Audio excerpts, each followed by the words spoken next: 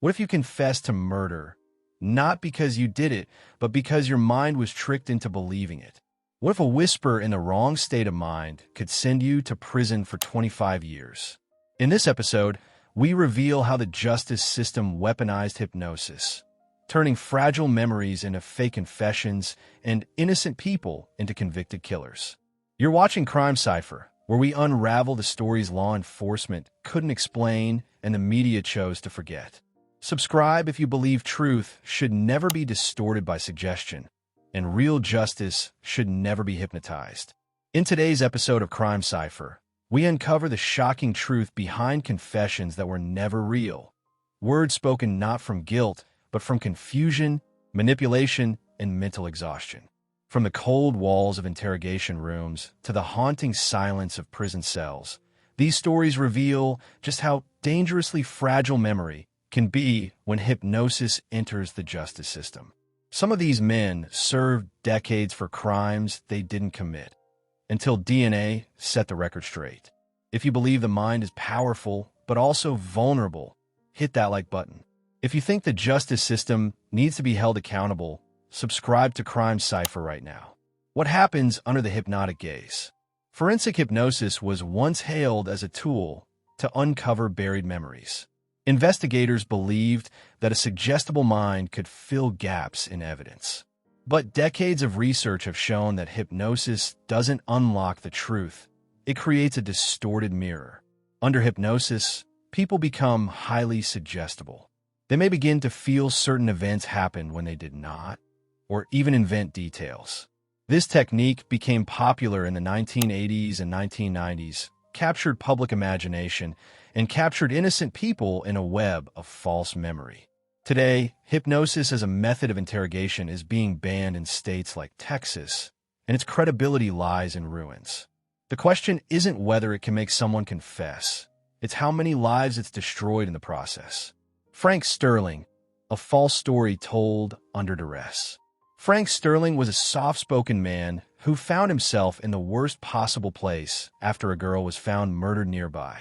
During his 12-hour police interrogation, he grew exhausted and anxious.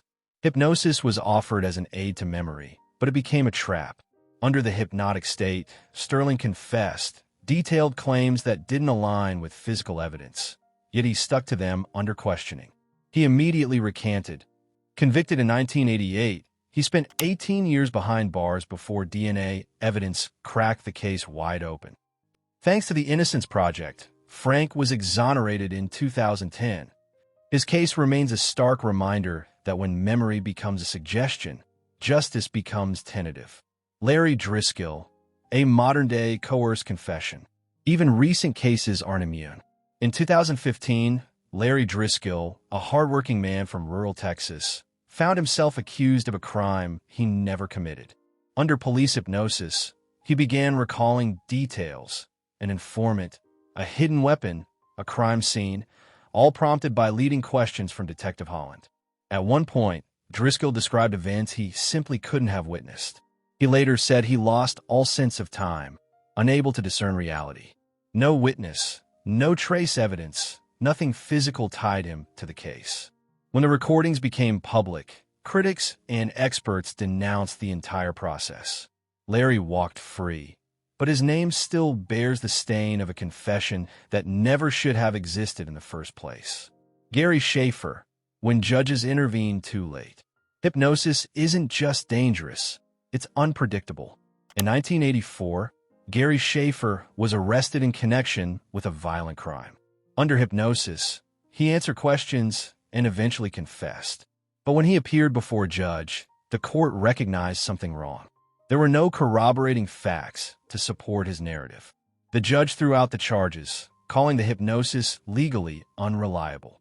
Schaefer walked away without years behind bars, but still with deep scars from being labeled a suspect. His case highlighted a rare moment where the justice system corrected itself quickly. But too many others didn't get as lucky. Andrew Evans, a nightmare fueled by mind-altering drugs. In England, back in 1972, Andrew Evans was interrogated under a truth drug combined with hypnosis. Evans was already struggling with mental health issues, and the hypnotic suggestions triggered a flood of false memories. He confessed to a murder he didn't commit, even providing details that matched nothing in evidence. He was convicted and spent over 25 years in prison. Only after DNA testing in the late 1990s was his name cleared.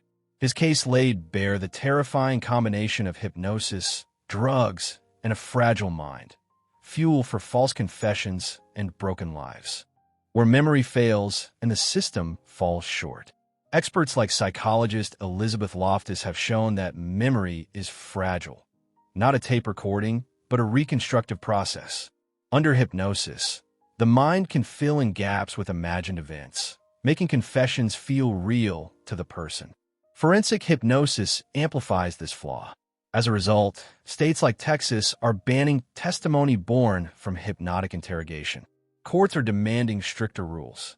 But for men like Frank, Larry, Gary, and Andrew, the damage occurred long ago.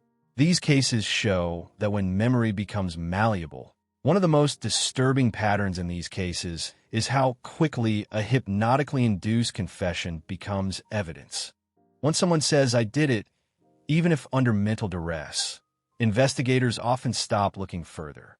Memory science experts like Dr. Julia Shaw and Dr. Elizabeth Loftus have shown that false memories can be just as vivid and emotionally charged as real ones. That makes them dangerously convincing in court. This is how an entire legal apparatus can build a case not on fact. It's not just about hypnotism. It's about how the legal system interprets mental states as certainty. That's why states are starting to ban these tactics. But the scars they've left behind? Broken lives, faded time, and DNA redemption. The emotional toll on exonerees is immeasurable. Larry Driskill feared he'd never get his reputation back. Andrew Evans spent half his life behind bars for something he never did. DNA didn't just unlock the truth, it shattered a false reality.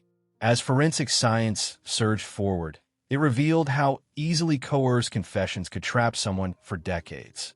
The system has since introduced reforms, but can we ever fully repair the damage? What do we impose on the mind for the sake of justice? Side by side, DNA and hypnosis represent opposing forces. Hypnosis-based interrogations have been discredited, while forensic DNA has become the gold standard. The emotional cynicism invoked by these wrongful convictions lives on in the hearts of exonerees. The question now is not whether hypnosis should be regulated. It's whether it should be used at all. Should we outlaw hypnosis in police interrogations entirely, or risk another generation of wrongful convictions? The final question for Crime Cipher viewers. Justice failed these men because we trusted a quivering confession more than physical evidence. Should hypnosis be completely banned from interrogation rooms? Or can it be redeemed under tighter rules and oversight? Drop your thoughts in the comments below. What do you think? Is total prohibition the only way, or should we find a path to redemption and clarity? Subscribe to Crime Cipher, because next week we'll dig into Melbourne's bloodiest night, Carlton Crew gunman. These stories demand our attention, and they deserve our outrage. Thanks for watching Crime Cipher. If this episode left you shaken, we're committed to shining a light on the darkest cracks in our justice system and bringing the forgotten back in a stark, glaring relief. Tap that bell so you won't miss our next deep dive into one of the darkest nights in Australian crime history.